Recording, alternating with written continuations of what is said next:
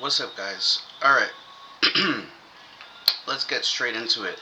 So, in this video, I'm going to give you I'm going to do my best to hand you a fully functioning system that sticks to a center, like a core thing, and everything else is sort of like imagine a mind map where your idea is Western occultism, ceremonial magic, and other practices revolving around the core of Western occultism.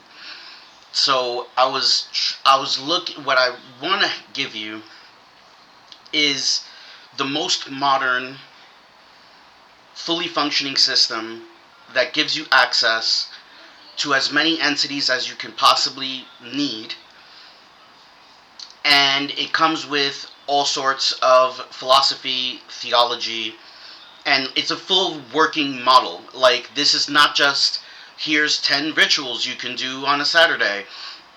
This is more of like a there's a fundamental root surrounded, like where the focal point is pretty much Kabbalah and Judeo mysticism. So this would be mysticism found in Judaism, Christianity, and Islam, but it diverts from the traditional or mainstream view of these practices and religions. So, if what you're looking for is the most in-depth starter manual, like starter video, that's going to tell you of every book you can possibly need, every form of magic that still fits within this group of things, because if everything you're using is a part of this, has in common the same core, then you don't have to do a lot of hopping around. It's not like today I'm doing some Mesopotamian stuff and now I'm doing some Celtic stuff, and sometimes these ideas collide and clash, and your mind has to make sense of it. How do I believe this and this if they're like exclusive? Like, believing one means that the other one can't be true, right? So when you stick to a very like a common core and build everything around that, then everything fits like a piece of the puzzle that was meant to be there. All right, so that's enough explaining. Let's just get straight into it. So the idea around this is Jewish mysticism, Kabbalah. Now the thing is, during the creation of this and during its period in time where it was just verbal, it was like a verbal tradition. So when it first emerged, that was probably the beginning of them revealing it to the people, and it was probably worked on prior to that date for who knows how long. I doubt that it's like extremely long, but we can see concepts, like really, really big and important concepts in Kabbalah that was talked about by Christian mystics about 8 centuries prior to the existence of Kabbalah. So, for instance, Pseudo-Dionysus was talking about the divine darkness and talking about how you call it? He was what's the word? A Pidgeot, which means, instead of being like other people who try to talk about God in the sense of this is God, this is what God is. And the Epigya, Pseudo-Dionysus, went the opposite way, which is this is what God is not, which is very similar to the teaching of Neti Neti in Hinduism, which is you're meditating on who you are or who is God, and every time you say, well, God is the sky, He's the wind, He's a he, He's a she, you say Neti Neti, which means not this, not this. And this, if you do this long enough, you arrive at a Buddhist teaching of non-self, non-being, where it's God is unmanifested, has no characteristics, qualities, traits, attributes, and therefore the self is similar, which is the teaching of non-self, which is when you really dig deep and go to the core of the who I am question.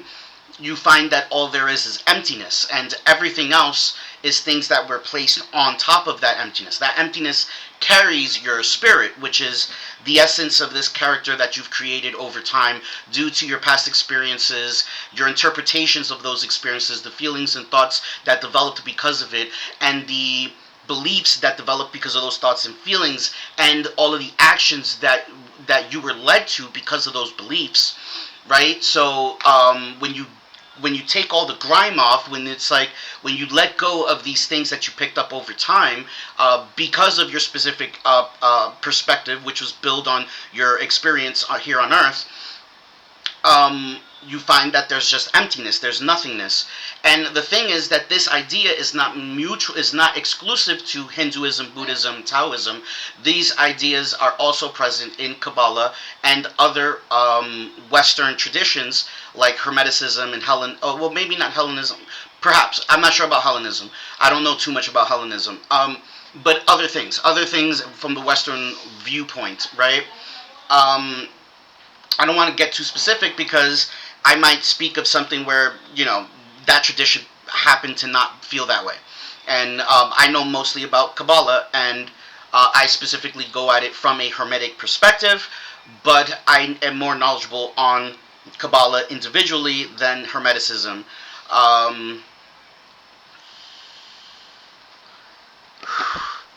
So now let's get into some things. Or actually, I'm going to get into a very snippet of theology so that you understand what's this, like when you have the grand force over this tradition, like what is this governing force? What is like the head honcho? Like Palo Mayombe has El Zombie. Hinduism may have Krishna or Brahman or Vishnu or so on and so on. In Christianity you have Jesus.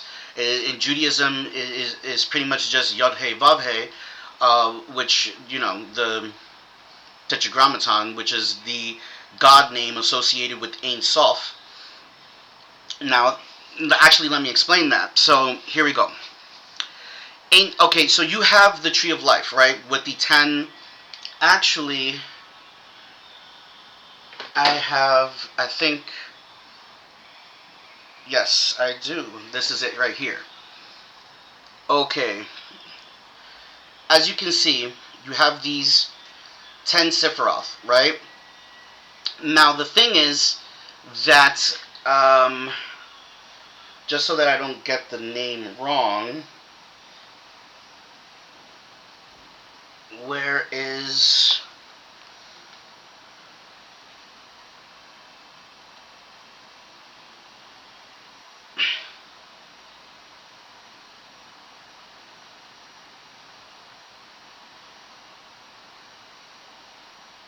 I'm sorry, guys. Give me 1 second. Alright, so Asya.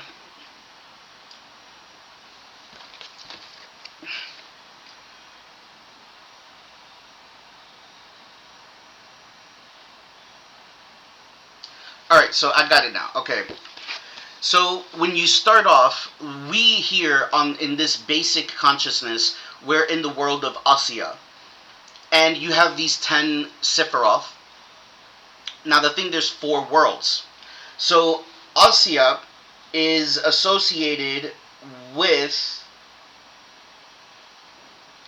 Earth. So Earth is the material plane, like the most physical of the 4 worlds. So this is like complete and total manifestation. It's physical. It's legitimately physical. Now the thing is that as you go up this ladder and you get to Kether, now there's another 10 Sephiroth for that second world, and then the third world, and then the fourth world, which is ending with Absolute, which is represented by fire, and this is the most closest to unmanifested world within the 4. Now when you get to that last world and you get to Kether, above it, there's 3 more things that are not Sephiroth, because these are not manifested. So above this, you would have Ein Sof Eor, which is infinite light. So this is light. So at this point, it's not fully manifested, but there's the beginning of manifestation, because light is a thing, right? You can distinguish it from something else, right? From darkness, pretty much. Now above that is Ein Sof, which is pretty much what we would consider God, but unmanifested. So no characteristics, no traits, no attributes. The only thing is that this is limitless all. So now, being that this is not manifested, it's not legitimately all in a physical sense. It's like the potential for all things. So if there is if right here we have the potential for all things, it's not the thing itself, it's the potential for that thing. So it's still unmanifested.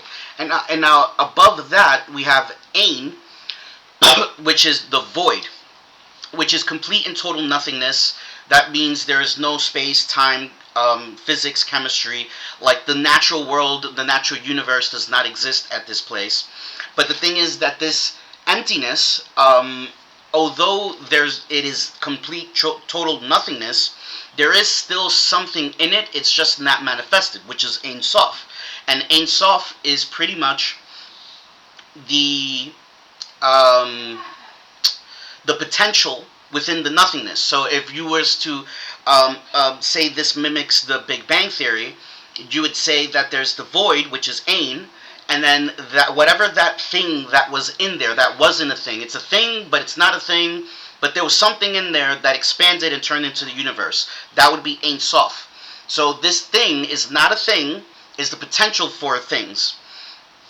And then what happens is that God, in this state, is at one. It's one. It's everything and nothing merged into one. Therefore, it just cancels each other out, disappears. It's complete and total nothingness and emptiness, just potential. Now, in this oneness, nothing else can exist, so God had to retreat or withdraw its oneness in order for singularity to to divide itself and manifest and become multiplicity. So now, when Ein Sof does this withdrawal of oneness, it allows for Kav, K-A-V, I believe, Kav, being this initial spark that brings about everything. So Kav is that initial spark, and after Kav, it has this spark. The universe comes into being, and the first thing to be there is light, infinite light, which was Ein Sof Yor, and this infinite light then becomes more separated, and now there's like light and darkness and so on and so on. Now there's division, now there's a universe, so we get the first manifestation, actual manifestation, which is Kether, Kether in the first world. And then these things, this energy becomes more and more manifested, going all the way down that tree and the next tree and the next tree and the next tree, until we get to the very bottom earth, which is Malkuth Sifra, which is the most physical of them all. Right? So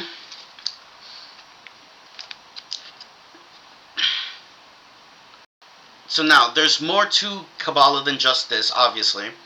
But you're going to have to do a little more research on your own to really get the full spectrum of, information. Because I can't possibly do all of that in this one video, including mentions on books and this and that. So you're going to have to look deeper into that. But at this point, we've arrived from unmanifested to the most physical form of manifestation, and we're able to climb that ladder and do things with these different energies.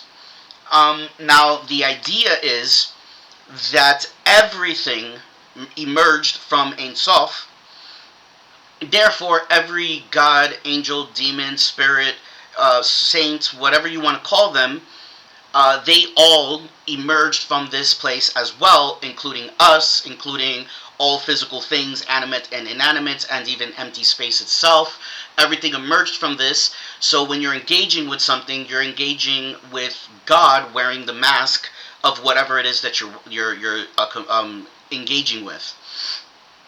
So now the idea is that this thing that is the mask of God is not separate from you, because you are also a mask of God. So both of you stem from the same place. So technically, you're sort of working with something that's very connected with the self. It's almost as if it exists, but you are giving it shape, so it exists through you. So it is you, but it's also independent. So it's a big paradox. I understand that, but it's almost as if saying that the division is an illusion, there is only singularity, but yet we still exist within this illusion. And the illusion is actually a blessing, because without it, we wouldn't be able to be distinguished between our, like, we wouldn't be able to distinguish ourselves from other things, which means that there would be no desire, no will, no nothing, because you would just blend into everything, and the persona would disappear, the spirit would disappear. So this illusion is actually benefit to us, because it's what allows us to create our own stories and allows us to be who we want to be, and so on and so on. And I wrote a book on how to dismantle the self and rebuild the self with intentionality. Now, that's outside of what I'm talking here, but I think it's a very important tool for people that are trying to be their truest self, meaning understanding your true desires. And just saying, I want this thing, is not like true desire. Whenever you want a thing, there's a reason for that. So there's a desire beneath the desire. And when you start dismantling all of this with intentionality, you start being aware of where all of these components come from. And you can start deciding which things you have outgrown and you can abandon and throw out, and which things you want to keep, and more importantly, which things you want to add. And the ultimate goal is to build a persona that's very capable of achieving its goals and obtaining its desires. And yeah, now, the reason you needed to know all of this is because this is ultimately the basis of the theology around the magic. Because now you understand that there is this God, but this God is unmanifested, so there's no commandments or prohibitions. There's no you must this or you can't that. It's more of this is God, and it's something that you can interact with in a sense, and you can sort of use for certain reasons, for certain goals, but it doesn't affect you. It doesn't affect you in a way that it doesn't affect you in a way that mainstream religions tell you they do, where where it's like a he, and it has things that he likes and dislikes and stuff like that. Like I've heard a Native American once say, you know, my God has no do's or don'ts, just ceremonies so that we can get to know it better. Right? And another thing important about this is that if you reach higher levels of meditation, you can do these natural forms of magic where you simply like go into this void, and you are this infinite potential, and through that state of mind, you can sort of will things into existence. And this is pretty much what magic is, where you're imagining yourself without the thing you want, and you're feeling the emotions of lack, and then you switch it to having the thing you want, and the feelings of success, and of obtaining of the desire, satisfaction, and then you sort of shut it all down and forget you did anything, and simply have the knowledge that the thing you want is going to has already happened. as in it hasn't happened already to you specifically right now, but it already happened in the future, because time is not linear. Past, present, and future is happening simultaneously, but due to our perspective, we see time working linear. But it's possible to understand this will happen in the future. So now, having faith in that, and the process that you underwent, you sort of encoded something into that ether that's going to bring out your desire, exactly what it is that you want, or thing you want to accomplish, right? Now, the idea is that sometimes doing this can be a little tricky. I personally don't think it's that tricky. I think it was pretty straightforward on how to do that. But some people enjoy going through the process of doing a specific ritual with a specific entity, because a specific entity has its powers, meaning that when you're engaging with it, you're engaging specifically on that thing. So this gives it structure, and it's a lot more organized.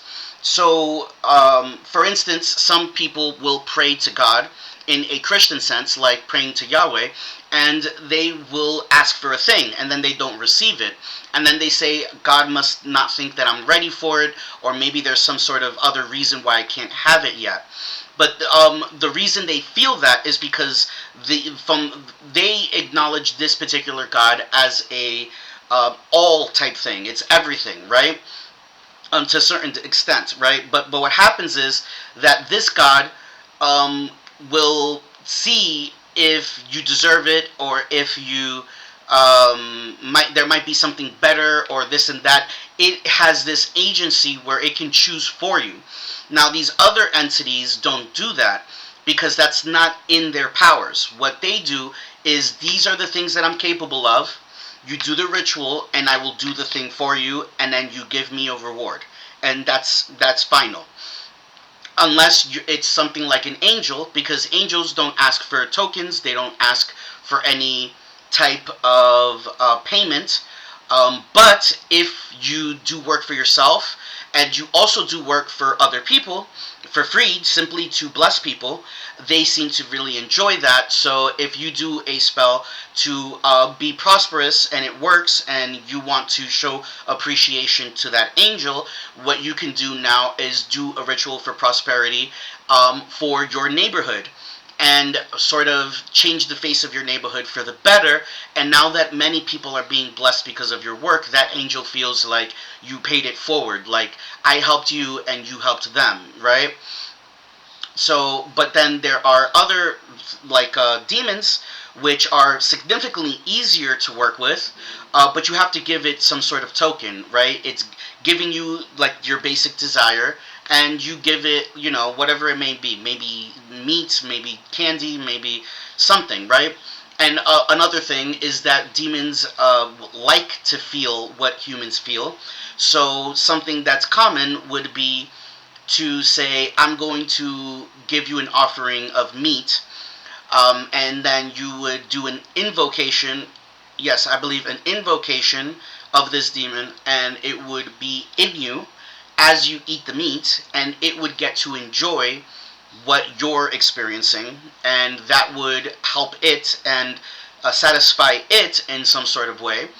And what happens is, if you say, I'm giving you meat, and then let's say you get some pork chops, and you're eating this very slow and really savoring it, and taking in every single bite, the texture, like the flavor, and you're really, really experiencing it fully. This gives them this sense of euphoria, which then is pleasing to them, and you can build a relationship with that demon if it's something that you do. Like, if its powers revolves around something you do very often, you can build a relationship with it, and you can just start giving it some offerings based off of what you ask for, and how you got, and when you got it, and it will continue helping you. Like, I have a very a good relationship with Boone, and Boone has helped me a lot for a significant amount of time. Hold on, guys. So, that being said, now, you understand the basics of the theology and the idea around demons and angels and all of that stuff. So now I'm going to be showing you some books that are essential for a beginner. Because this is going to pretty much give you a structured form of magic that allows you to engage with these entities that are already present in the theology that I've mentioned. And there's nothing here butting heads. Everything works everything works together. Everything is a part of each other, right? So now let's get into some of this stuff. Now, I would recommend this book by the Gallery of Magic. Let's see right there. As you can see, that's the author. This is the title. And with this book, you'll get 3 types of rituals. One is a basic petition, where you're just asking for a specific thing. One is an invocation, and another is an evocation. So you have the invocation, where you're summoning it within yourself, you're engaging with it, you're doing the ritual, you're promising it whatever token that you're going to give, and it will set out and do your bidding, pretty much.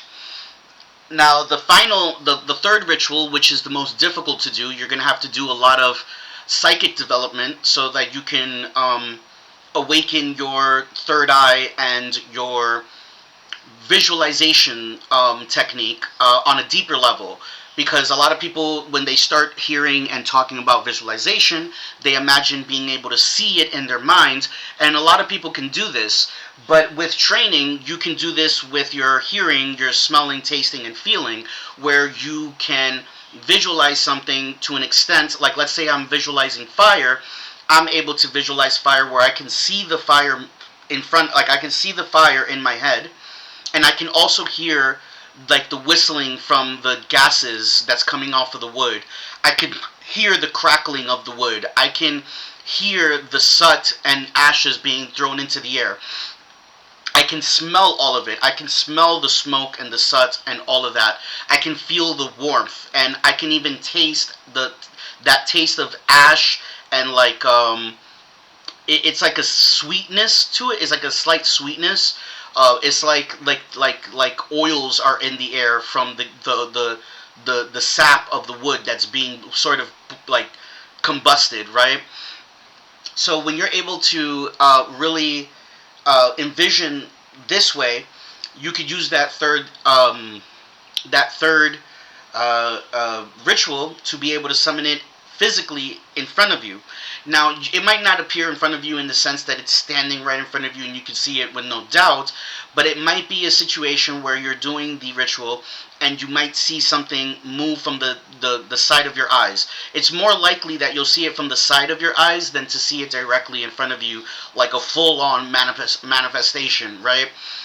But still, you might get that experience where you actually see the entity, and or hear or feel or smell or taste the entity, allowing you to know that it's present and there. Personally, this is something that is done mostly for the experience, but you shouldn't do it just for the experience. When you summon these things, you have to have an idea in mind of what you're summoning it for, and like what's the purpose of that summoning. Because you ultimately do have to ask for something, or else there isn't really a point of doing it. But if you do it in this particular ritual, you can have that done and also get the experience of witnessing the demon yourself. And this is possible with angels as well, but angels are a little different, where you don't actually have to do this. You can call on an angel and you might see them appear, in some sense around you. Alright, hold up, guys. Alright, guys, so the next book that I think you should really get is the 72 Angels of Magic.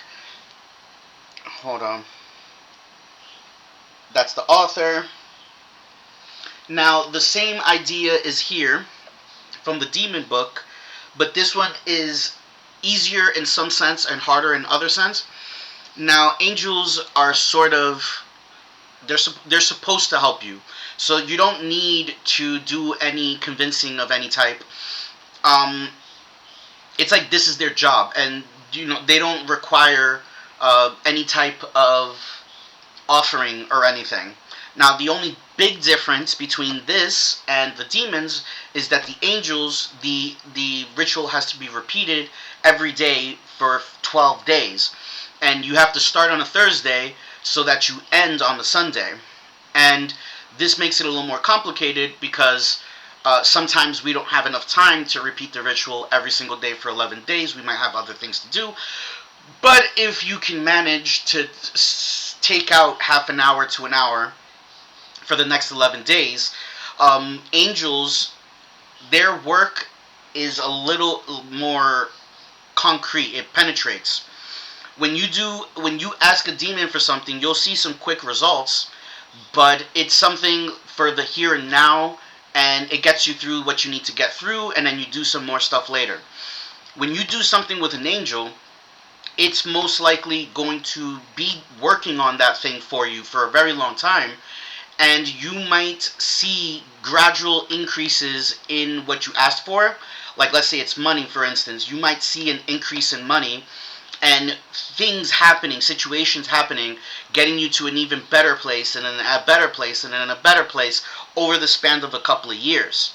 So angel magic is something that's going to last a lot longer, and it's also going to compound because you can always pray to or through the angel that you was working with. You can light candles for it. You can continue saying, like if you see a good deed that can be done, you sort of like in your mind speak out the name of the angel and say, I'm doing this for you. Or not necessarily doing this for you because you're doing it for them, for the person that you're helping, but you're saying, like, it's, how do I explain this? It's like saying, I'm doing this because you've inspired me, right? So it's like the angel has put that love of God in you for your love of thy neighbor, and it's like, you're helping me, so I'm going to do this good deed to show my gratitude and my love for my neighbor, and so on, right? So yeah, so the angel stuff is very powerful, very, very powerful. Now, I'm going to look it up on my phone because I don't actually have this book in what's it called? I don't actually have this book in the physical copy. I have it as a download, as a not as a, I forgot what that thing is called, like a Kindle, right? Like a Kindle book. Sorry guys, this is taking a little longer than I thought.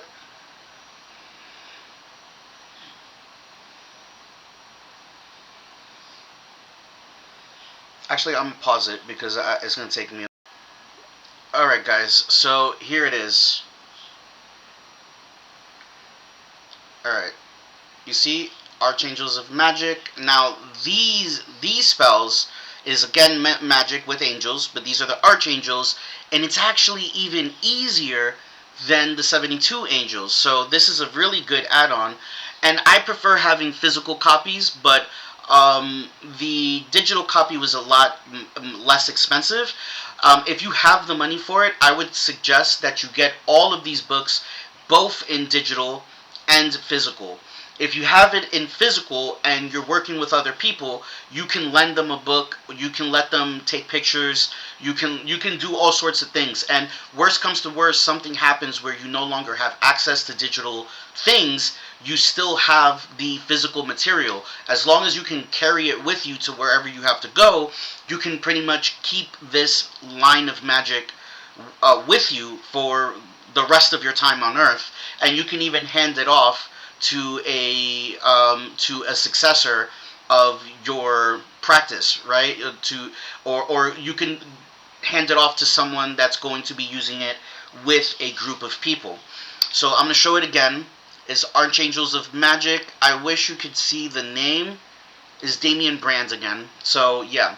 Now, some people might not like this type of magic, not because of the magic itself, but because it's very modern. And a lot of people um, want to stick to the original stuff, but the reality is that this stuff changes over time, and the fact that it's gotten easier to do these things isn't a bad thing. Like, you don't have to do this in a way where it's the most difficult possible, like as if that makes it more special, right?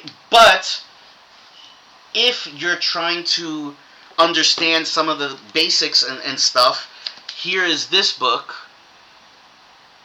The Complete Magician's Tables, and this is ultimately. Hold up, let's see if that can focus so you can read it.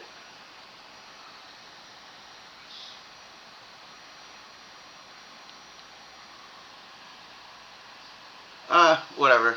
Okay, but this author is really good when it comes to Western occultism. This book is not a necessary. So if this is an expensive book and it's not necessary, so if you're like really trying to get exactly what you need, the first three books that I showed you are definitely way better to go with, and all three of those books are cheaper than this one book, right? But if you really want to go deeper into a lot of the information, it's all going to be in here, and they're like these amazing tables mapping everything out for you. So with this book, you would have all of the correspondence and everything you can possibly need to know to create your own ritual within this practice, right? Um, Now, those three, now you have the demons, your angels, your archangels, and here is something that I believe is necessary to have, because when you get involved with this stuff and you're working with people or people know about what you're doing, there's going to be situations where you need to defend yourself spiritually. And this book is using the same entities in the 72 Demons book, but this is compiled specifically for attack, defense, and that type of stuff, right? So you're going to have spells where there's multiple demons and spirits being used to achieve a common goal, and you're going to be able to do things like silence, bind, curse, crush, curse, yeah. And yeah, so this is a very useful tool, and you probably won't have to use it often, hopefully. If you don't absolutely need to defend yourself from something, there's no reason to do this just for the heck of it, but it should be there in case you have to, because it is always a possibility.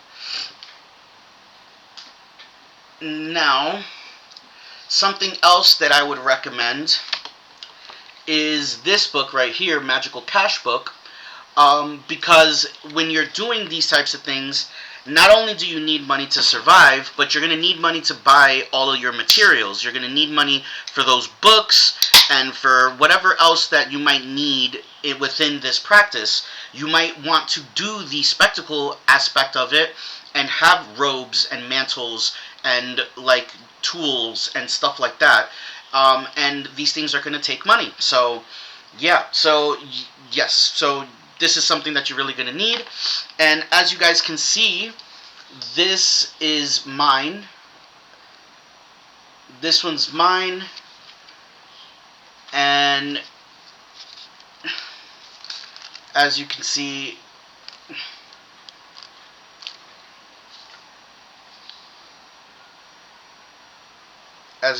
right there, right? So this is an easy way to get a little extra money. If you do this and you also do some work with Boon, you can start seeing more money at the end of the month. And these are great for raising money for a specific thing.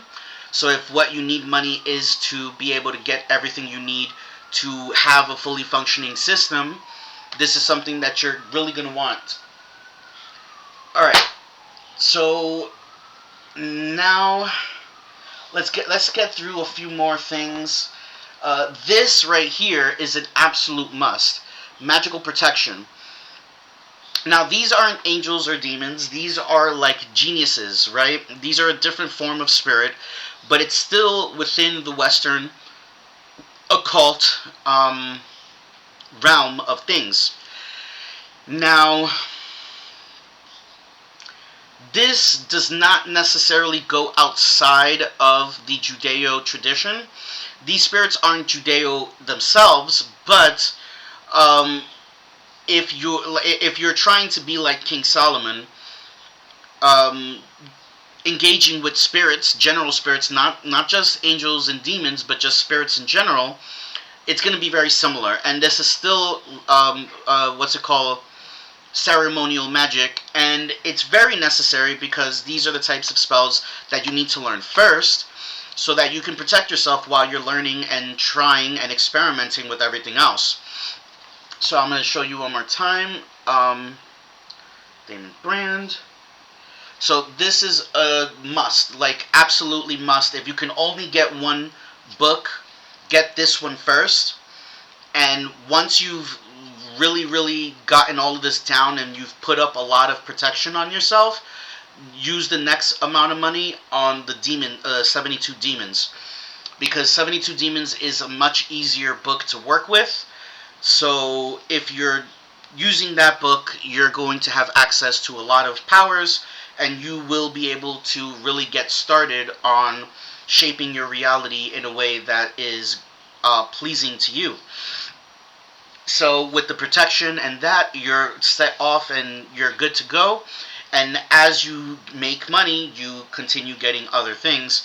I suggest getting the 72 angels first, and then the archangels, and so on, right? Now, this is not absolute necessity, and a lot of people will be a little discouraged from using this book because it's a modern take on the Abramelin ritual. Now, the Abramelin ritual is very dense, and it takes an extremely long amount of time to do. Hold on a second. Yeah, so what I was saying, the Abramelin ritual takes an extremely long amount of time to do, and it's very complicated, and it's possible to get it wrong. So, yeah, now, if you're not completely convinced that everything has to be done exactly like it was originally intended, and you have space to, like, if you're a beginner, honestly, you're not really tied to anything yet, so just don't develop that hang up, like, and it would be easier for you. Ultimately, what this book is about is a modern way of getting in contact with your holy guardian angel. And once you have contact with your holy guardian angel, it will pretty much be like a spirit guide where you will be receiving information from thin air that will guide you towards your, like, better good, like things that are going to be ultimately good for you. So personally, I would really suggest getting this book. It's not necessary, but this is, again, a very core fundamental aspect of Western occultism and esotericism, which is in getting in touch with that holy guardian angel, because once you're in touch with the holy guardian angel, things are going to become a lot easier. And this particular book sends you on puts you on a method of achieving this where there isn't that much risk. So you can't, like, doing it this way, you can't do it wrong. What it really comes down to is how long is it going to take for you to complete it, because there's a lot of different things you're going to have to do here, and working through this entire book is probably going to take you a year, maybe even longer. But as you go down that road, that connection with your holy guardian angel is going to start to appear and then become stronger. Sometimes you might just get a random thought, and it's like, oh, I should get this thing. And you're like, wait, you don't think about it too much. Like, you go and you get it, but it's like, did I really need that? And then later on, it turns out this is exactly what you needed for something that you needed to do, and somehow you received that information early.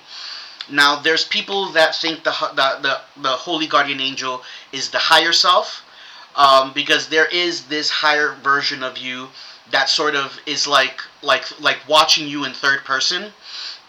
It's like you're the person experiencing, and this higher self is the one watching you experience something, right? And this higher self is existing in a different sort of plane where it can interact with you and be there, but it's like it can move fluently through time. Like, time is not linear. Past, present, and future is happening simultaneously, and it knows that, and it can do things because of that. So getting information early, setting you on the path for something that's meant to be, it kind of creates these loops where in the future you learned something, and because you learned that, you sent information back to your present self, which led you to learning that in the future. And it is kind of like what's it called, Back to the Future, where he bones his past, like, younger version of his mom. And then, no, I think that was what's it called, Futurama. It was playing on that. I'm not sure because I haven't watched Back to the Future in a long time, but I know Futurama did that, where Fry pretty much ends up being his own grandpa or something like that, or his own, like, something along there. So yeah, but yeah, so it is a little trippy, but ultimately, whether it is a actual angel or if it is your higher self taking on the mask of an angel to help you along your way, it's not too important which one you believe. The point is that once you have contact with that holy guardian angel, you're going to be able to do things a lot easier. So this is a very, very important book. But yeah, now this is another thing that I think you guys really should get: the power, the magical power of saints. Now, the reason for this book is to add a little bit of folk magic to the mix, because if you truly want to be a master, you can't just use one technique. You're going to have to branch out and learn other ways to achieve things. So depending on the situation, you might want to choose a different route on how to go about things. Now, these are rituals, but they're a little there are folk. It is folk magic, so you're going to be there's going to be candle magic. There's going to be things involving herbs and crystals and so on, right? Which is also present in ceremonial magic, depending on the situation. But ultimately, this is going to teach you what is called spiritismo, which is spiritism in Spanish. And ultimately, this is a form. This is similar to, like, hoodoo and other African diaspora religions. But this is way more influenced by Hispanic culture than African culture, but a lot of it stems from that African culture. So a lot of the saints here are actually names of saints that were used as cover for African deities or spirits, because they weren't able to do that in the open back then because it was illegal. So they would take their deity or spirit and pretty much give it a saint makeover. And you would know that when you're working with this saint, you're actually working with a legua, or whatever, right? And yeah, but this particular one acknowledges that, but it still sees all of these entities in here as saints. And ultimately, this is what's going to be awesome for candle magic and some petitions to saints to intercede for you. And yeah, now another awesome part about this book is that there's 74 saints in here. So if you really think about it, you're going to have 72 demons, 72 angels, 7 archangels, and then also 74 saints. So you're flooded in in entities, right? And then with the magical protection book, now you have the geniuses. With magical destiny, you'll also have your holy guardian angel, and now you're sort of building a pantheon, not necessarily of gods, but it's more like the divine source of all things and all of these entities that emerged from it. And you don't have to use every single one. Ultimately, the point of this is because no matter what working you need to do, you can like go through these books and you will find an entity that can do that particular thing. And yeah, so yeah. Now, something separate from the Judeo aspect, you need to remember that a lot of concepts in the Judeo aspect of mysticism, esotericism, and occultism is also present in the East with, with Hinduism and Buddhism and Taoism.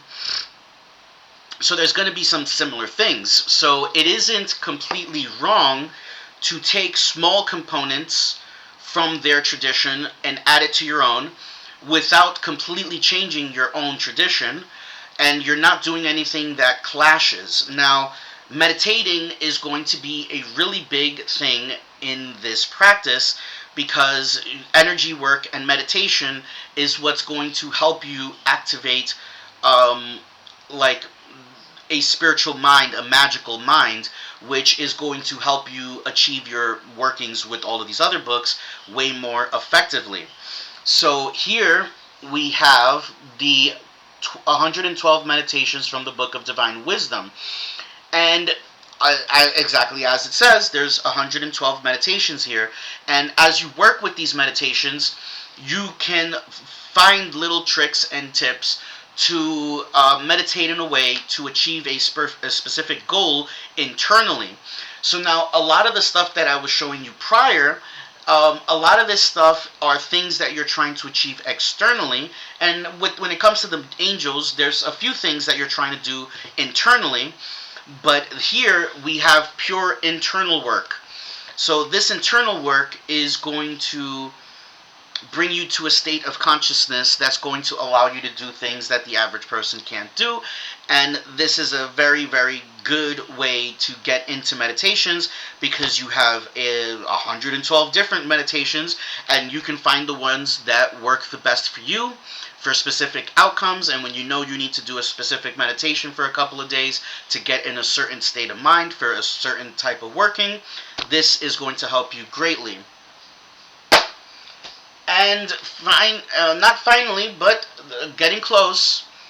And here we go. The Tao of Tai Chi Chuan. Pretty much this here is the traditional word, which a lot of us call Tai Chi.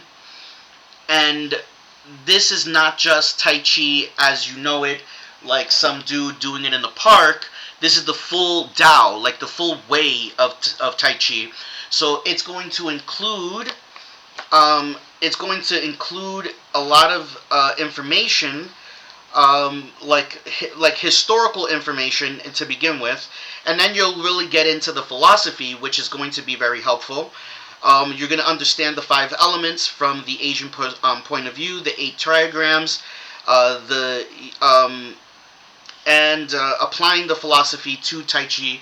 And all of that. And then you're also going to get the Tai Chi Qigong, and Qigong is very useful for energy work. If you're doing Qigong and you're doing it properly, you're going to learn how to manipulate energy within your body and then eventually outside of your body and be able to do things with that. And this is extremely helpful when you're a ceremonial magician because the better you are with energy, the better that you can feel subtle differences in the room, making you better at getting confirmation that something is present there, that you summoned a specific spirit and it is there, and now you have the ability to perceive that better.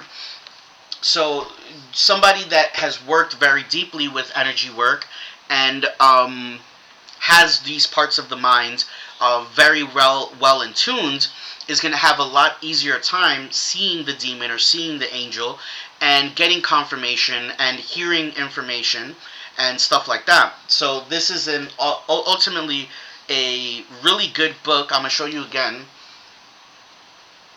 Let me see.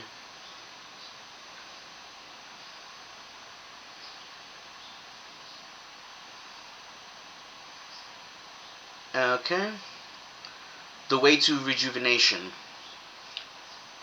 So yeah, so this is an awesome book that's going to be very helpful. And then another thing I would suggest, you don't have to get this book specifically, but here we got the Yoga Bible. Now this might seem a little out of the way, like what the hell does yoga have to do with all of these things? But it actually is very useful because the the intensity of magic and meditation and energy work and all of this. The thing is that you need to be able to possess a specific quality to your body to be able to accomplish certain tasks. For instance, if you're trying to achieve an altered state of mind and have some sort of vision quest or something that you're going to, like some sort of prophetic something, or like when you're trying to do something that's more internal, you're going to need to be able to manage staying in a position for an extreme stillness for prolonged periods of time. So doing the basics of yoga is going to keep your body strong and limber, so that if you're going to meditate for 6 hours straight, you are able to actually maintain that position without developing chronic back pain that stops you from completing the meditation. Now, meditating for 6 hours straight is not necessarily something that you have to do or that there's a big reason for it, but this might become something that you want to do down the line, because the longer that you're still physically is going to compound into the longer that you remain still mentally. And when your body can be still and your mind is still for prolonged periods of time, you sort of experience a level of ego death where this idea of self starts to dissolve and you start going into other planes. So these are things that are going to help you with things like astral projection, lucid dreaming, and like vision quests, journeying, all of this type of stuff, right? And if you're going to need a specific type of capability around that. So a lot of this stuff, the basic stuff on making sure that your legs don't cramp up, your back doesn't cramp up, stuff like that. So yoga is still a very important aspect of all of the works that you're going to do. And there are other forms. You could also do like Qigong stretching and like Qigong yoga. You can also do. There's a few Western types of stretching and mobility training and sort of exercises that are meant for strengthening the small muscles that cause rotation, right? So you can strengthen your knees, your ankles, your hips, your shoulders, your other joints, right? You can strengthen the muscles along your spine so that you can keep your spine straight for longer periods of time without pain, stuff like that. So all of these types of things are things that you're going to want to do. And if you want to go above and beyond, start some strength training to put on some muscle, because it's going to, it's going to add structure to your skeletal system. And when you're able to sit in a perfect, like a cross-legged position, doesn't need to be full lotus, but just cross-legged position with the back straight without straining, and you're really able to sink into yourself for long periods of time, you will understand and notice how important this is. Now, something else that might be a good add to this is a Holy Bible, preferably the 1611 edition. Now, there are many different translations, and none of them are necessarily that much better than the others. The King James 1611 edition seems to be a really good choice, being that it's a lot older than the other ones. But there are translations even older than this that even have extra books. Like this, I believe, is like the Catholic, which has 71 or 72 books, because it has the 66 books plus the Apocrypha. Now, you might be wondering, what the hell do I need the Bible for? But the thing is that you need to remember, this book has been used for incantations for centuries, and that holds a lot of power. A lot of the time, when you're doing angel, demon magic, and other types of magic, you might find it very helpful to read um, verses from Psalms. And Psalms is some of the strongest magic that exists. Of course, there are other things you can do if you don't feel comfortable using this book. But then again, the entire system revolves around the Judeo system, um, with some add-ins from Hinduism. Like, some aspects of Hinduism mixed in there, but it is mostly Judeo. So if reading the Bible, and also things like the original Hebrew, so the Torah, the Tanakh, the Talmud, the Zohar, the Yitzhak, the Yitzhabir, and uh, yeah, and there's a few other books where I forgot their names. And these types of stuff, these are going to expand your understanding of the theology and things like that. So this all compounds onto each other and is going to end up being a decent way to start. Now, this might seem complicated for a beginner, but you don't have to do everything I just mentioned on the first day, right? You can start off right now by getting magical protection, and the 72 demons. And just with those two books, you can manage to accomplish a lot within 6 months to a year. And then you just slowly, like, if you don't have a lot of money, every couple of months, you just buy the next book. And, you don't have enough book for the Bible, but you do want to get into it and see what you can get out of it. All right, well, the Bible is literally free on Google. You can listen to it on YouTube. There's all sorts of ways to go through it. And I think it's very important, because you have probably heard people say that things that you're doing are bad according to the Bible, but when you actually read the Bible, you'll find out that what they talk about is not actually there. So, being against magic is not actually in the Bible, um, within the context that is being stated by the modern people. It does say not to do magic in a sense, but it's not within the context of the people saying it. They're actually talking about magic that will cause you to worship a foreign god over the pretty much Ein Sof. So the idea of a foreign god would be a specific deity, which would be a manifestation.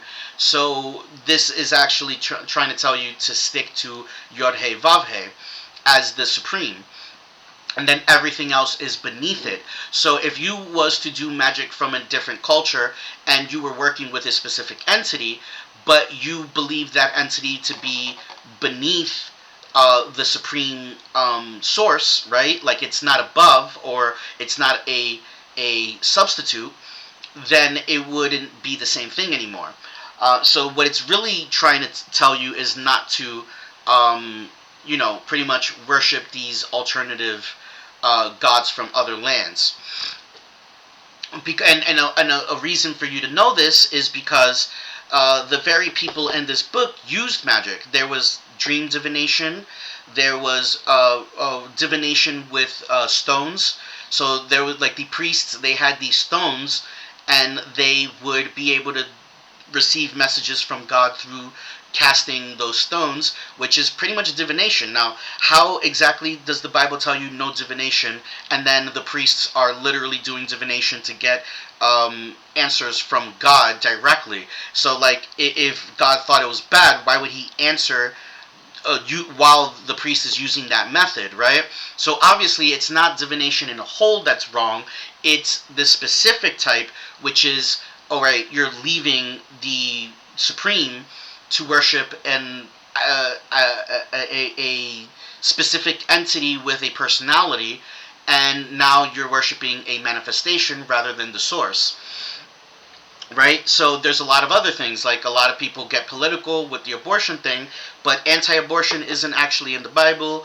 Homosexuality is condemned to an extent in the Bible, but the Bible actually states that being a Christian and being a hypocrite is way worse than most other things, including homosexuality. Like, homosexuality is only mentioned a couple of times, and there's like stipulations around it too, because a eunuch, which is a man that is pretty much castrated and is completely feminized, Jesus says that they have a place in the kingdom of God as well. Like, they can do works for God as well. So how is it that people try to use this book to say, like, feminine men bad? Meanwhile, Jesus himself is saying, hey, these feminine guys that pretty much no longer have balls, they can do God's work as well. So there's a lot of stuff that you might have been taught about the Bible that just isn't true, and the only way to really figure it out is to read the Bible, and preferably, when you find something interesting, either use GPT or some other sort of technology to research the original language, the original translation. So if it's in the Old Testament, it was probably written in Hebrew or Aramaic, and being able to get a real deep explanation around the translation, the transliteration, so that you can truly understand what each word in the original language meant, because sometimes the direct definition will translate this word means this word, but the way they use it in their language actually has a much deeper meaning, or it might not exactly match up with the word that you're using to translate it. So, being able to go back to the original tongues and understand what they actually meant by saying it is really beneficial and helpful. And ultimately, this is going to work on building faith, because what happens is when your entire system leans on each other and everything is a really tight-knit structure where everything fits perfectly, or not necessarily perfectly, but just everything fits, there's nothing that's sticking out like a sore thumb. This builds a deep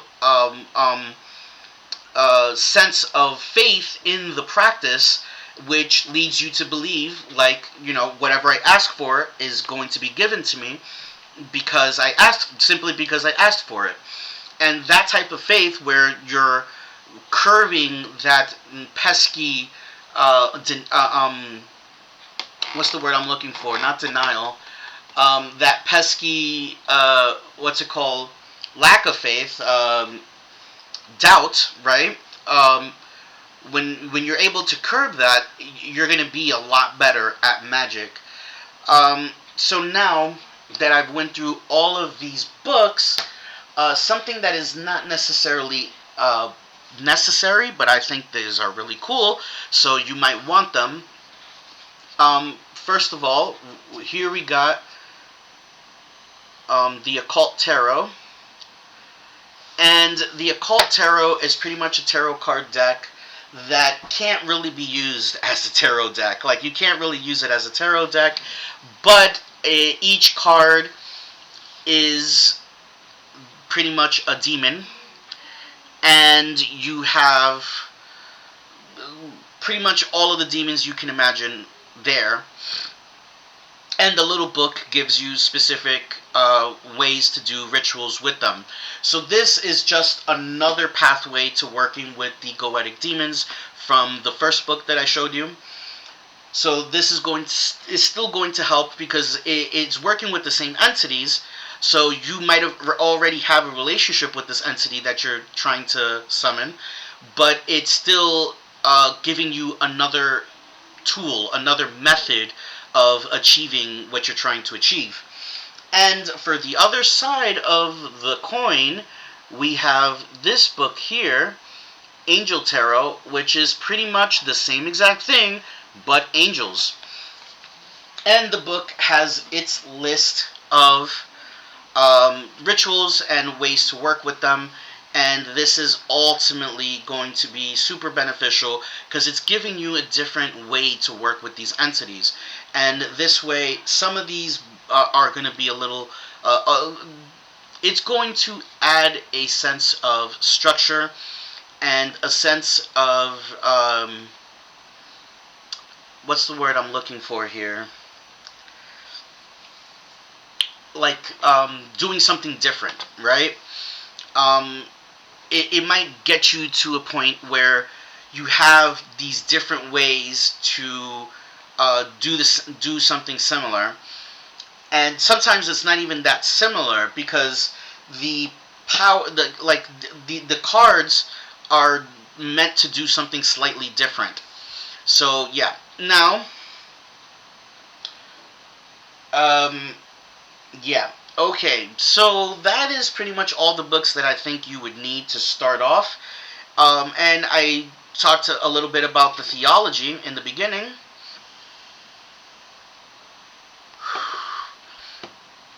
And hold on, guys. Let me pause this for a second. Alright, so I went through all of that stuff, and I feel like there's something missing. I feel like, alright, I think I understand what's going on here. Now, actually, let me just check something. Um,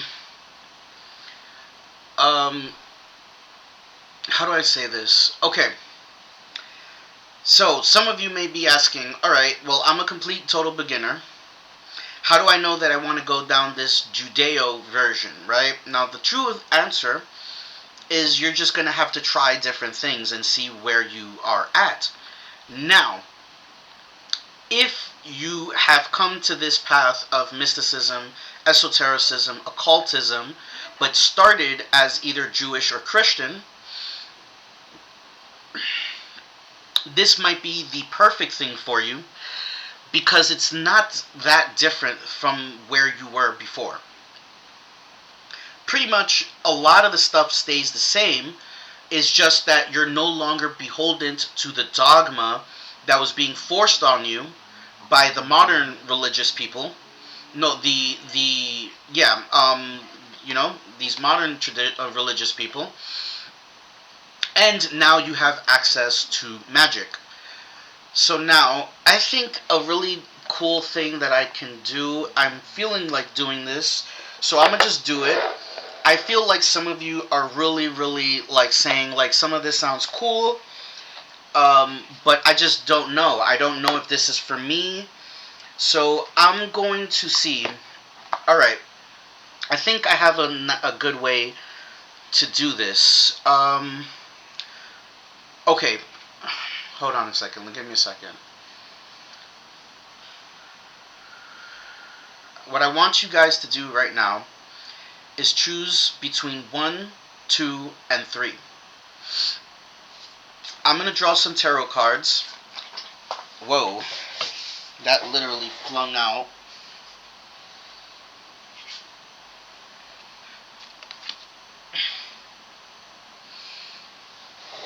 Alright, so I'm going to choose some tarot cards. Now, right now, I'm drawing the first group, number 1.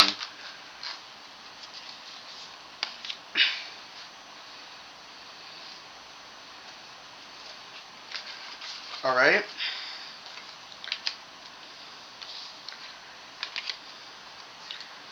So, what we're going to do is, for those who chose number 1, this is the message for you. And this should give you an understanding on where you are at.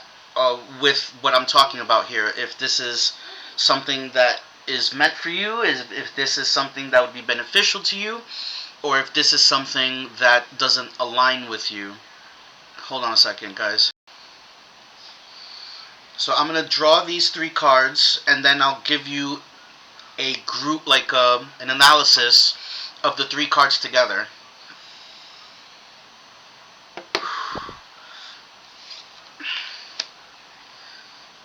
Okay. So first we have the 4 of Pentacles, the Lover's card, and the Moon in reverse. Alright, guys. So, alright, I'm going to tackle these one by one. So the 4 of Pentacles, this card speaks of holding on to beliefs, identity, resources. This is kind of like clinging to the ego, clinging to things that keep you safe.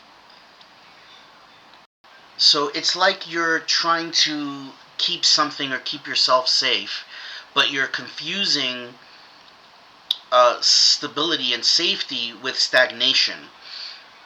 So I guess ask yourself, is that happening within you? Is there something that you're reluctant to do because you kind of want to stay where you are, which is stagnated but safe? Because if nothing's changing, then nothing's changing. So yeah. Now the Lovers, at its core, is a card of choice, because it's not merely about romantic love. It symbolizes duality, yet unity through conscious union in Kabbalistic terms, right? So you can think about the tension between Tefereth and Yesod on the Tree of Life, right? So this card suggests that this suggests that you're sort of at you're like at a crossroad. You're viewing the crossroads of identity, and this is kind of like you're questioning, is this for me? Am I willing to let go of who I'm not or who I was in order to become something new? So this is sort of keeping in line here, where people who that chose group number 1 are sort of called to what's being said here, but they're feeling this sort of fear, right? There's the fear of letting go of what was and who you was, and changing and becoming something new. And there's also this fear of consequences, of what does it mean to choose this path, right? And now we have this Moon in reverse, like upright, the Moon reveals illusions, dreams, the path through darkness, the unknown. In reverse, it's like the veil is beginning to lift. It's like secrets that have been around for a very long time are starting to rise up. The subconscious is becoming more like accessible, but also more chaotic. So this is sort of fueling this fear, because it's sort of like things are becoming like the veil is thinning. You're starting to see this path, but you are wondering if it's safer to just stay where you are now. Like maybe that's too much. Now, the thing is that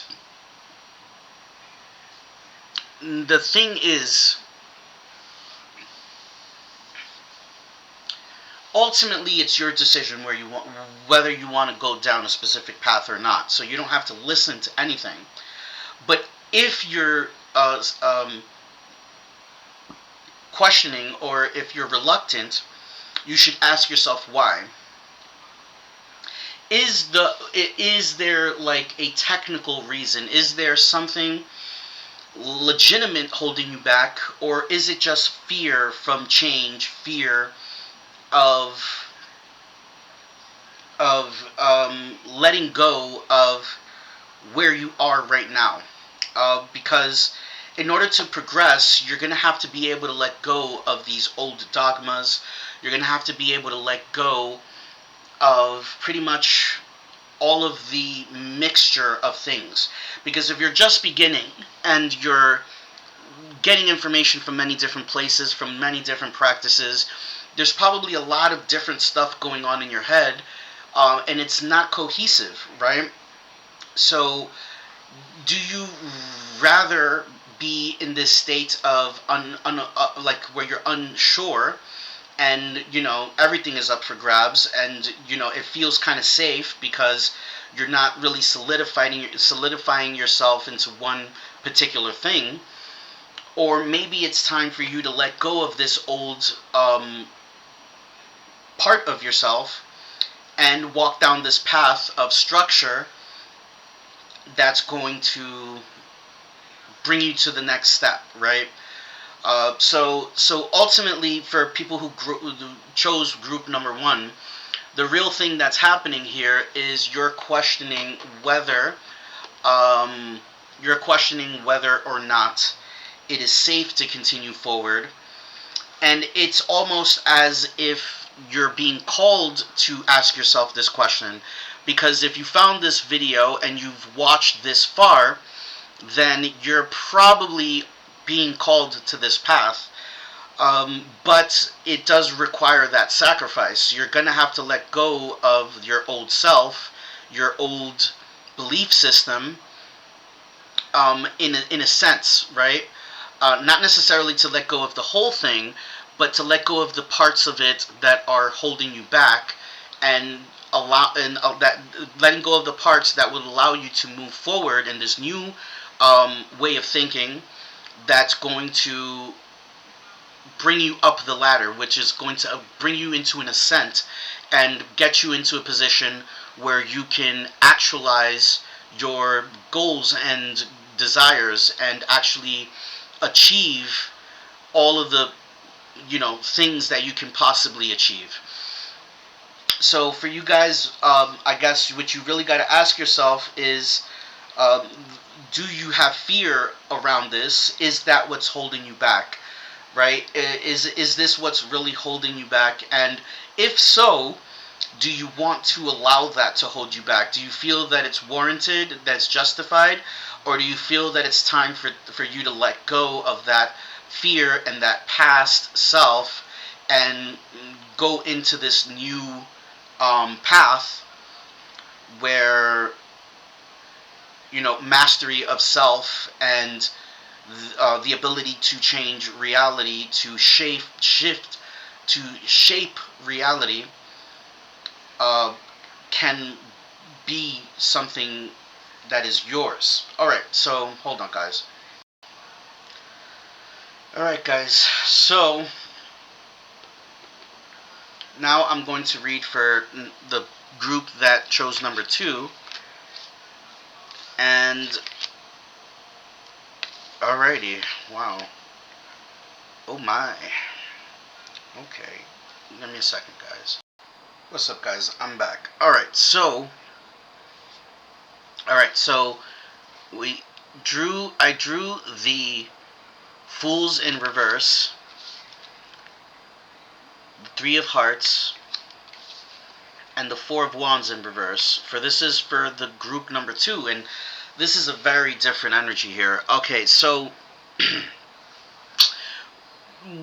what I'm seeing, okay, so when you look at the Fool, this is sort of like a divine trust. This is like someone that just trusts everything is going to work out, and it's in reverse. So what I'm seeing for people that chose group 2, what I think is happening here is that perhaps you are not the type to easily trust something, and you are asking the question if you belong on this path, not within itself, but more as a like you're expressing caution. Perhaps you have put your trust in a specific path in the past, and it ends in you in chaos and disruption.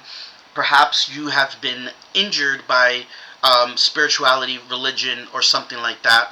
Maybe it's specifically because this is Judeo. Maybe you started as a Christian and experienced religious trauma within that space, and now you're wondering, okay, I have these beliefs, I have this origin with my spirituality, but I don't know if I should go down that path because I seen what this path can do. And we need to understand that from a mystical perspective is radically different from the traditional specific denomination of Christianity, right? Like their teachings, a lot of it comes from culture and what has been canonized by their particular denomination.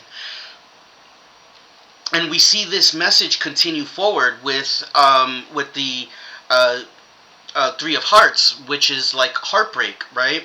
And also this is sort of also like a shattering of the self, of the ego. It's sort of like saying, maybe you don't even trust your own perhaps your own intuition. That's what I was going to say. And maybe you don't trust your decisions when it comes to this thing.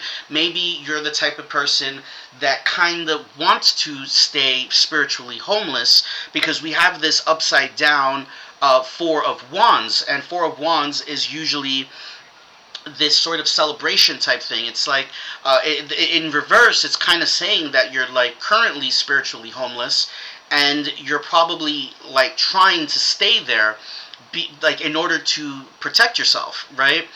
And this might sound pretty somber and like discouraging, but this is not saying that this is the correct way to do things or be. It's just saying that this is probably what you are currently feeling. And the question about this path, whether you should walk it or not, is not necessarily on whether or not you should walk it, because that's ultimately your choice. You can choose to walk it or not, regardless of reason. But this is more saying that if you are going to choose to walk down this path, you have to let go of the past. This trauma and this lack of trust and this feeling of isolation when it comes to spirituality came from something that is different than this path, although it may bear similar attributes, right? The God names are the same, the angel names, the demon names, these things are the same, and this might be triggering you in a sense because of whatever these other people did based off of their particular interpretation of the Bible and interpretation of spirituality. So what you have to ask yourself is, are you willing to put that in the past and let it go in order to go forward in this new path, right? And ultimately, even if you don't choose to choose this path, this advice still is true, that you probably need to let go of whatever this is, whatever it was that you were harmed by when it comes to spirituality and religion. And by being able to put that behind you, you will be able to move forward more effectively and in a with a better state of mind around spirituality. So, what I can say personally is, this is ultimately something you have to ask yourself. Are you able to put these things behind you? And if so, do you want to walk down this path? What is your true desire? If you're saying, yes, I do want to go down this path, and you are willing to put these things that happen to you behind you, then why? Like, what's the real reason? What is your true desire, right?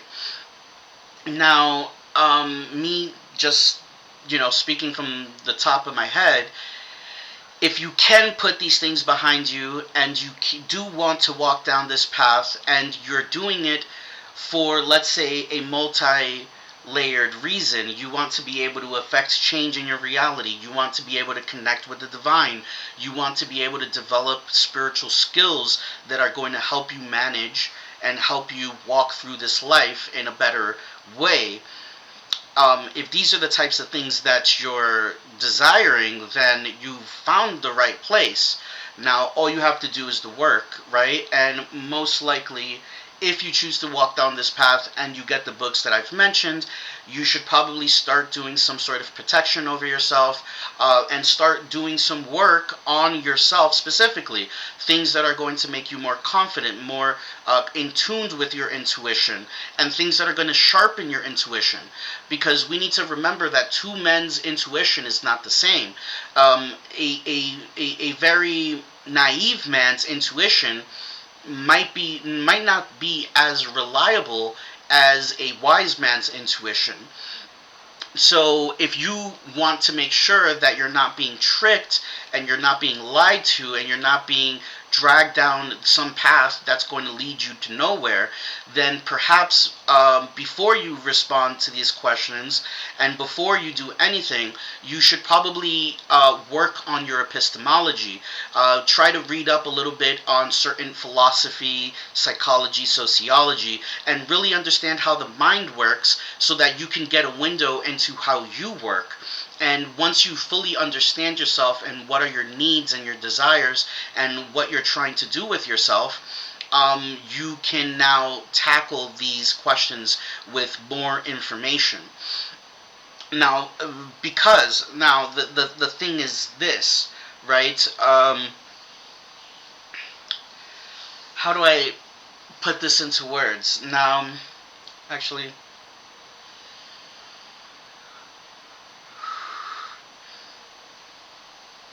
the big idea here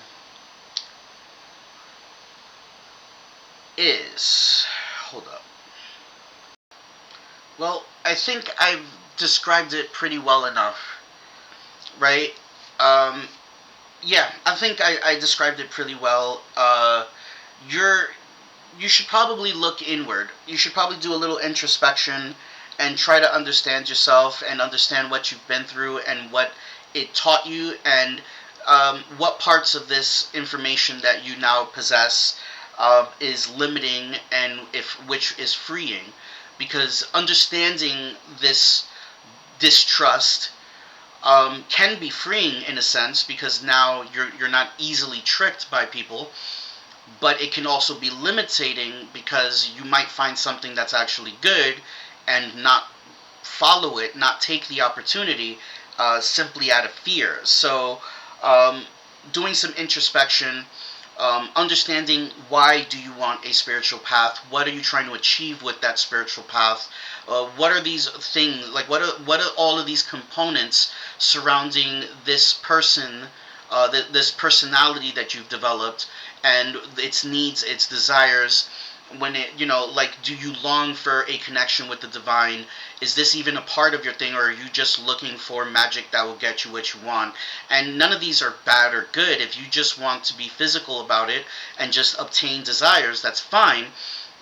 But you need to be honest with yourself. What exactly is it that you're trying to get out of all of this? And once you have answers to all of that, the answer will be clear, and this video would be there again for you to come back and look at all the books that I've mentioned and start your practice and use it to sort of achieve the impossible, right? Now, alright guys, now let's go on to number 3. Alright guys, so I drew 3 cards here, and this one's kind of special. So the very first card is the world. And this is like, hold on. This is like wholeness. Wholeness. This, how do I really put this into words? Like, this is the sign of a person that's done the work, that's integrated. Somebody, like, people who chose group number 3 are not new to this game. They might be stagnated for some reasons here, but overall, you've actually been doing the work. You've been reading the material. You've been learning a lot. And the very next card here, we have the 3 of Pentacles. And this is kind of a sign of someone sort of like a builder, right? So this is something. What I'm getting from this is that you are someone that has been doing the work. you know a lot, and you actually have the makings of a guide or a teacher, somebody that, you know, might benefit from this path. And the last card being the Emperor in reverse. So as you can see here, as you can see, right? So we have this first, and then the Emperor in reverse, which is kind of telling here, because what this is showing is a lack of inner authority. It's sort of like you're not you're afraid of taking responsibility, and you're like not taking this inner authority, um, and it's guised as humility, but in actuality it's like you're limiting yourself. um, and what this is all telling me right here is that you've done the work, you know a lot, and your word, what you've learned, is actually very beneficial and would be an amazing add to the people here, right? But you need to get back your authority. You need to stop running from responsibility. You need to hone in on your skills and share those skills with the people. And specifically those that ends up following me and are listening to me, if this group grows and we have some sort of camaraderie, you can be someone that people come to for advice, and you're built for that. You already have the information.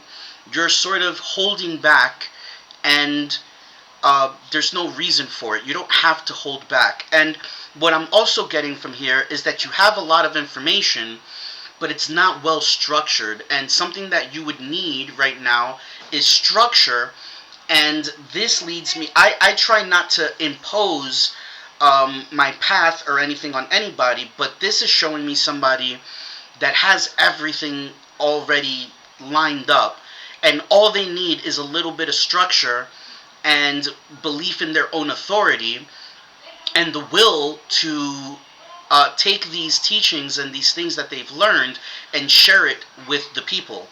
So this has the makings of somebody that pretty much has already been walking this path without even knowing it, and all they need is a little bit of structure so that they can build a sense of faith in what they know, and to take responsibility over that knowledge and make it a part of themselves to share it. And what I'm also seeing here, because of this reversed emperor, is someone that sees themselves as humble, or some people are not too egoistic where they're not seeing themselves as humble, but they try to be humble as much as they can. So I would say that you're humble, but it might be misguided.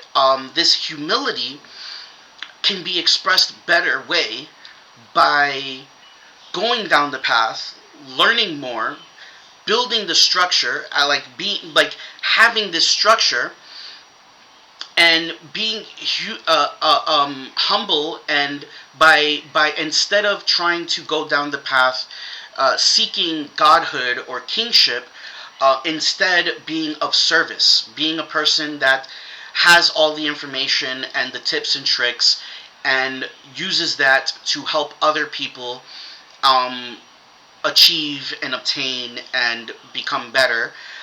So you have like a calling here. You are actually I don't want to say that you're meant to walk this path, because you could achieve this through a different path. But the fact that it's here in this video shows me that this particular path would give you so much structure and so much ability to be a little more sure of yourself, and allow you to take responsibility over that wisdom, and to be of service and to be a guide for those that know less than you. So yeah, that's number 3. And for the group number 3, I think that this path would be really good for you according to the cards. And I think that it ultimately comes down to you using the structure available here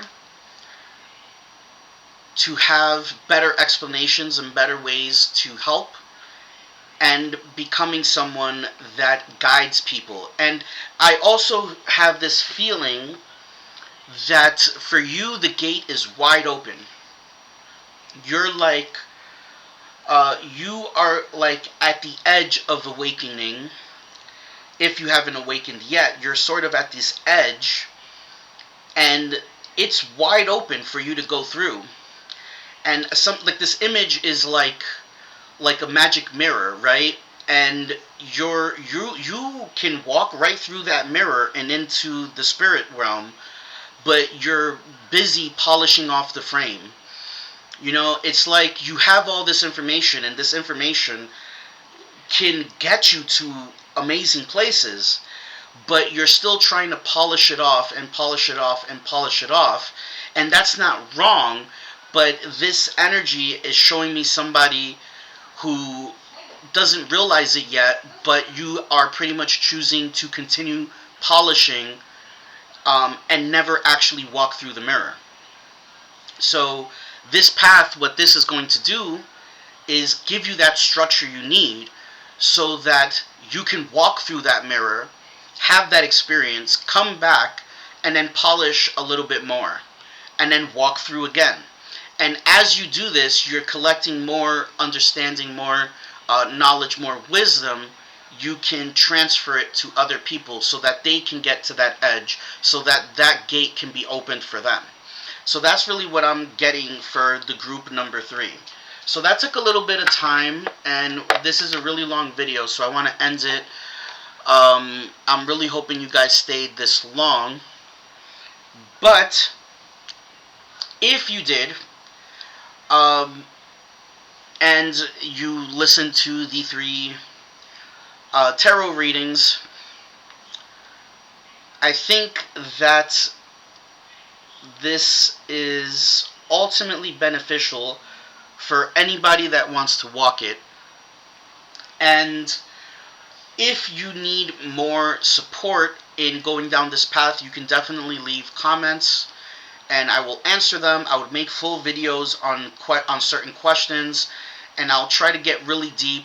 I think that in the future, soon, I'm going to do a video going through a lot of the components of Kabbalah so that you can fully understand the theology and the belief system and all of the extra stuff, because, you know, a part of Kabbalah, we have astrology, reincarnation, there's 5 levels of the soul and different exercises you could do for each level of the soul. There's all of these different things like mikvahs and like all of these different things. Like I need to pull it up and have it so that I don't mislabel it, because I don't speak fluent in Hebrew. But pretty much you have these like ritual bathing, like meditations, charity. There's like these different components of things you could do to strengthen the 5 parts of the soul, the 5 levels of the soul, and you could get closer to these elevated states where are closer and closer to the divine. So, alright guys, I'm going to end this here, and I hope you guys had fun. I hope you guys enjoyed this video and it did something for you. Please don't be shy if you have any questions. If you want to walk this path but you need some sort of somebody to guide you to some extent, I think I gave you a lot of information here, and you could pretty much buy these books and you would have all the information you need.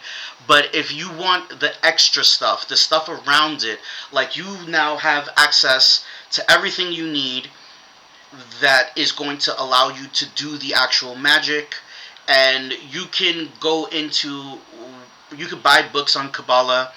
You could do whatever it is you need to do to understand the full spectrum of Solomonic magic, Kabbalah, you know, working with spirits. Eventually, I'll do a video on working with the dead, and things like Santa Muerte, which is also very mixed in with this Judeo system. Um, Santa Muerte is pretty much just like the saints of death. So yeah, so there's a lot more stuff that I can get into, but that wasn't 100% necessary. So I gave you the necessary stuff to really get your feet wet.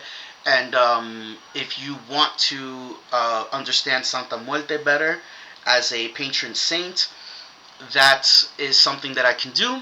So if you guys have any questions, if you need any pointers, any explanations, or anything, I can respond to your comment with a detailed, explanation of a specific thing.